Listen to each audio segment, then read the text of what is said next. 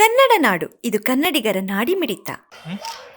ಹಸಿರೇ ನಮ್ಮ ಉಸಿರು, ಪರಿಸರ ಜೀವರಕ್ಷಕ ಎನ್ನುವ ಅಂಶದೊಂದಿಗೆ ಪರಿಸರದಿಂದ ನಮ್ಮೆಲ್ಲರ ಬದುಕು ಸಾರ್ಥಕತೆ ಎನ್ನುವ ಉದ್ದೇಶದೊಂದಿಗೆ ಸಸಿಗೆ ನೀರಿರುವುದರ ಮೂಲಕ ವಿಜನರಿ ಚಾರಿಟಬಲ್ ಟ್ರಸ್ಟ್ ನ ವತಿಯಿಂದ ಆಡಿರುವ ಈ ಕಾರ್ಯಕ್ರಮವನ್ನ ಸಿಸಿ ಕಾರ್ಯಕ್ರಮಕ್ಕೆ ಗೌರವಾನ್ವಿತ ಜಿಲ್ಲಾ ಪೊಲೀಸ್ ವರಿಷ್ಠಾಧಿಕಾರಿಗಳು, ಮಹಾನಗರ ಪಾಲಿಕೆಯ ಆಯುಕ್ತರು ಸೇರಿದಂತೆ ಎಲ್ಲ ಗಣ್ಯಮಾನ್ಯರು ಏರಿಯಾದಲ್ಲಿ ಸಿಸಿ ಕ್ಯಾಮ್ರಾಸ್ ಅಳವಡಿಕೆ ಮಾಡಬೇಕು.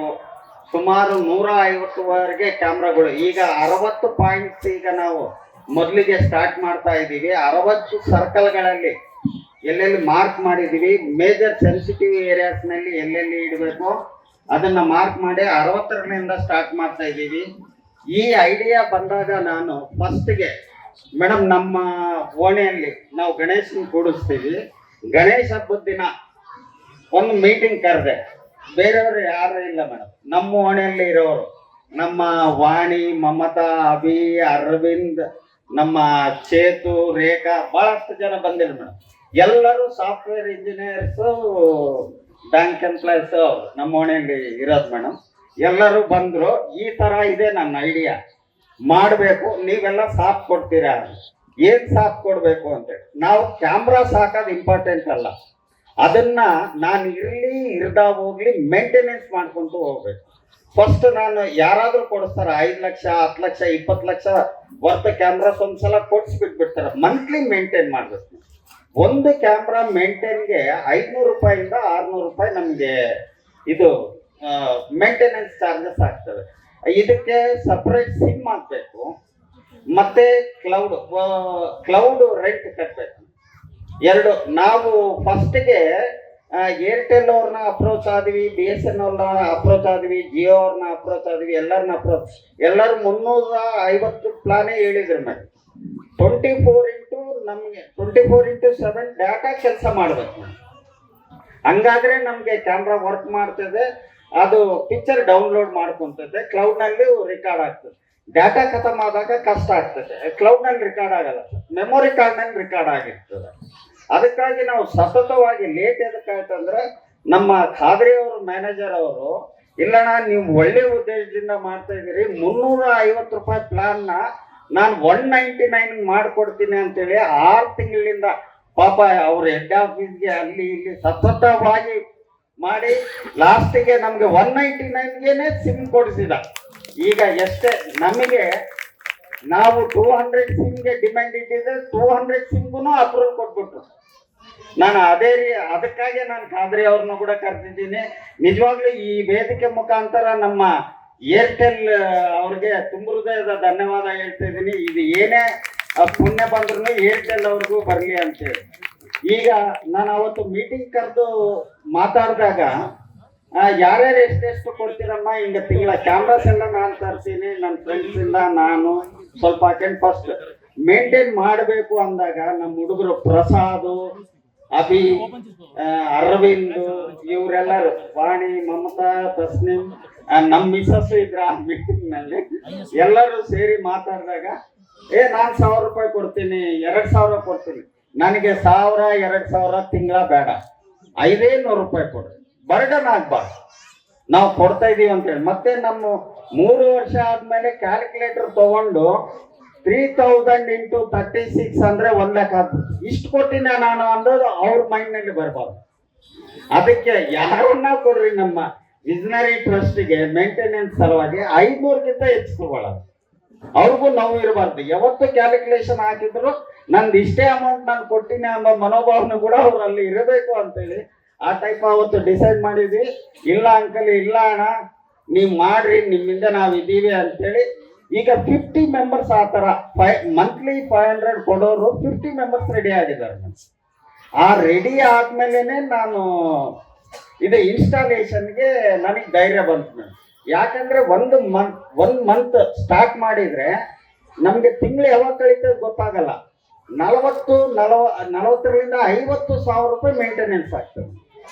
1 ತಿಂಗಳು ಕಟ್ಟಬಲ್ಲೆ ನಾನು, 2 ತಿಂಗಳು ಕಟ್ಟಬಲ್ಲೆ, 3ನೇ ತಿಂಗಳು ಬೇಜಾರಾದ್ರೆ ಈ ಪ್ರಾಜೆಕ್ಟ್ ಫೇಲ್ ಆಗ್ತದೆ.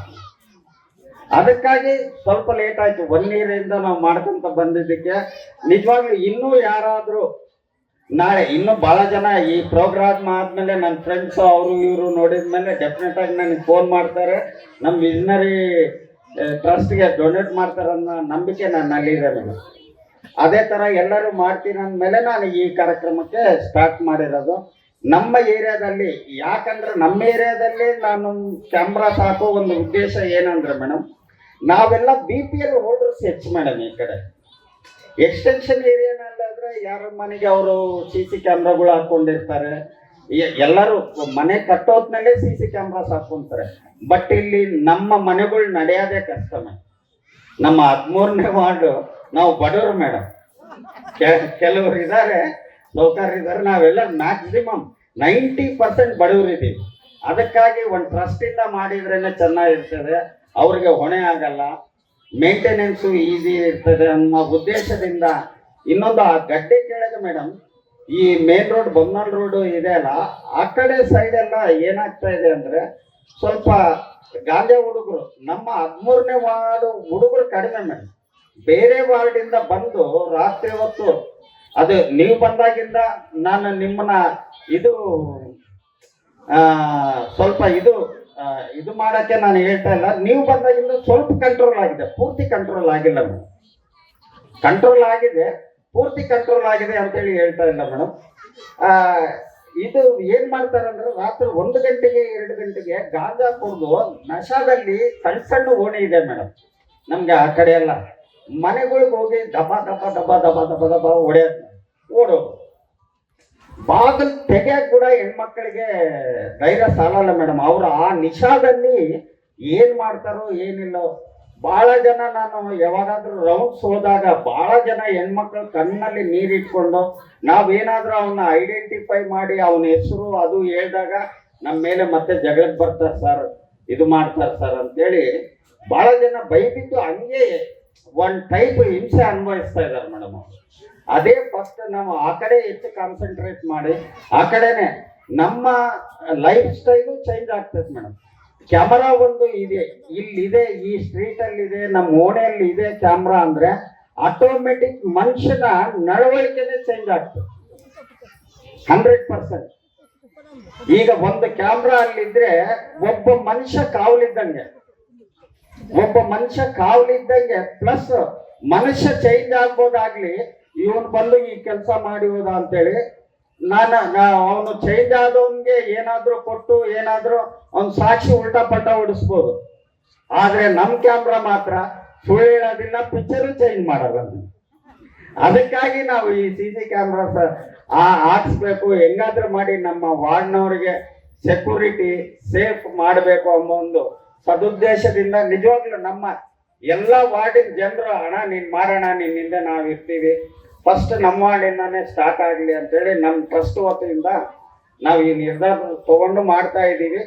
ನಮ್ಗೆ ಈಗ ಮೇಡಮ್ ಅವರು ಹೇಳಿದ್ರು ಮೊನ್ನೆ ನಾ ಆಫೀಸ್ಗೆ ಹೋದಾಗ 7 days ಕ್ಲೌಡ್ ಆದ್ರೆ ಪಿಕ್ಚರ್. ಈಗ ನಾವ್ ಏನ್ ಮಾಡ್ಬೇಕಮ್ಮ, ಕ್ಯಾಮ್ರಾ ಓಣೆಯಲ್ಲಿ ಕೂಡಿಸ್ತೀವಿ, ನೀವು ಇನ್ಸಿಡೆಂಟ್ ಆದಾಗ ಇಮ್ಮಿಡಿಯೇಟ್ ಆಗಿ ನಮಗೆ ತಿಳಿಸ್ಬೇಕು, ಇಲ್ಲ ಪೊಲೀಸರಿಗೆ ತಿಳಿಸ್ಬೇಕು. ನೀವು ತಿಳಿಸ್ಲಿಲ್ಲ 1 ತಿಂಗಳಿಗೆ ತಿಳಿಸ್ತೀರ ಅಂದ್ರೆ ಅದ್ರಲ್ಲಿ ರೆಕಾರ್ಡ್ ಇರಲ್ಲಮ್ಮ. ಈಗ 15 days ನಾವು ಡಾಟಾ ಬರಂಗ ಮಾಡ್ತಾ ಇದೀವಿ ಕೆಲವು ಸೆನ್ಸಿಟಿವ್ ಏರಿಯಾಸ್ ನಲ್ಲಿ. ಆ ಒಂದು ಇಮ್ಮಿಡಿಯೇಟ್ ನೆಕ್ಸ್ಟ್ ಡೇನೆ ತಿಳಿಸಿದ್ರೆ ಪೊಲೀಸರಾಗ್ಲಿ ನಾವಾಗ್ಲಿ ಸಹಾಯ ಮಾಡಬಲ್ಲ, ಇಲ್ಲಾಂದ್ರೆ ಭಾರಿ ಕಷ್ಟ ಆಗ್ತದ. ಇದು ಮೈಂಡ್ ನಲ್ಲಿ ಇಟ್ಕೋಬೇಕು.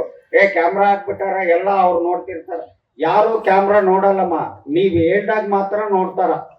ನಮ್ಮ ಓಣಿಯಲ್ಲಿ ಈ ಇನ್ಸಿಡೆಂಟ್ ಆಗಿದೆ, ಇದನ್ನ ನೀವು ನೋಡ್ರಿ, ರಾತ್ರಿ ಯಾರೋ ಬಂದು ಗಲಾಟೆ ಮಾಡೋದ್ರು, ಯಾರೋ ಜಗಳ ಆಡ್ತಿದ್ರು ಅಂತೇಳಿ ನೀವು ತಿಳಿಸಿದ್ರೆ ಮಾತ್ರ ಯಾವ ಓಣಿ ಕ್ಯಾಮ್ರಾ ಅಂತೇಳಿ ಓಪನ್ ಮಾಡಿ ಪೊಲೀಸರಾಗ್ಲಿ ನಾವಾಗ್ಲಿ ನೋಡ್ಬೋದು. ಕ್ಯಾಮ್ರಾ ಹಾಕ್ಬಿಟ್ಟಾರ ಅವ್ರು ನೋಡ್ಕೊಂತಾರ ಅಂದ್ರೆ ಅದಾಗಲ್ಲಮ್ಮ, ರಾಂಗ್ ಅದು. ಇದು ನೀವೆಲ್ಲರೂ ಧ್ಯಾನದಲ್ಲಿ ಇಟ್ಕೋಬೇಕು. ನನ್ಗೆ ಇನ್ನೊಂದು ತುಂಬಾ ಬೇಜಾರಾಗ್ತೈತಮ್ಮ ಜನರ ಮೇಲೆ, ಯಾಕಂದ್ರೆ 44 ಲಕ್ಷ ಜೀವರಾಶಿಗಳು ಈ ಪ್ರಪಂಚ ಮೇಲೆ ಇದಾವ. ಅದರಲ್ಲಿ ಎಲ್ಲ ಜೀವಿಗಿಂತ ಬುದ್ಧಿವಂತ ಜೀವಿ ಮನುಷ್ಯ. ಮನುಷ್ಯ ಯಾವ ರೀತಿ ಬಾಳಬೇಕು ಅಂತೇಳಿ ಮನುಷ್ಯನ ಗೊತ್ತು. ಆದ್ರೂ ನಾವು ಆ ಟೈಪ್ ಬಾಳಕ್ಕೆ ಒಂದು 100% 1% ಕೂಡ ಆ ಟೈಪ್ ನಾವು ಬಾಳೋಣ ಅಂತೇಳಿ ಯಾರು ಟ್ರೈ ಮಾಡಲ್ಲ. ನಿಜವಾಗ್ಲೂ ನನ್ಗೆ ತುಂಬಾ ಬೇಜಾರಾಗ್ತದೆ. ಯಾಕಂದ್ರೆ ನನಗೆ ಬೇಜಾರಾಗುತ್ತೆ. ಎಷ್ಟು ಸಲ ಅನ್ನ ಹೇಳಿ ಕಸ ಕಾಲುವೆಗೆ ಹಾಕ್ಬೇಡ್ರಮ್ಮ, ಮುಸುರೆ ಹೊರಗೆ ಹಾಕ್ಬೇಡ್ರಮ್ಮ, ಎಷ್ಟು ಹೇಳಿದ್ರು ಮತ್ತೆ ಅದೇ ಆಟ ಅದೇ ಪಾಠ. ನೋಡು, ಮೊನ್ನೆ ಮಳೆ ಬಂದಾಗ ನೀರುಗಳು ಮನೆಯಲ್ಲೆಲ್ಲ ನುಗ್ಗಿದ್ದು. ಯಾಕೆ ಹೇಳ್ರಿ? ನಾವು ಕಸ ಕಾಲುವೆಗೆ ಹಾಕಿದೀವಿ, ಕಾಲುವೆನಲ್ಲಿ ನೀರು ಮೂವ್ ಆಗ್ತಾ ಇಲ್ಲ. ಸಮಗ್ರ ಸುದ್ದಿಗಳಿಗಾಗಿ ತಪ್ಪದೆ ನೋಡಿ ಕನ್ನಡ ನಾಡು ವಾಹಿನಿ. ಸಬ್ಸ್ಕ್ರೈಬ್ ಮಾಡಿಕೊಳ್ಳಲು ಕೂಡಲೇ ಪಕ್ಕದಲ್ಲಿ ಕಾಣುವ ಬೆಲ್ ಐಕಾನ್ ಕ್ಲಿಕ್ ಮಾಡಿ ನೋಟಿಫಿಕೇಶನ್ ಪಡೆಯಿರಿ.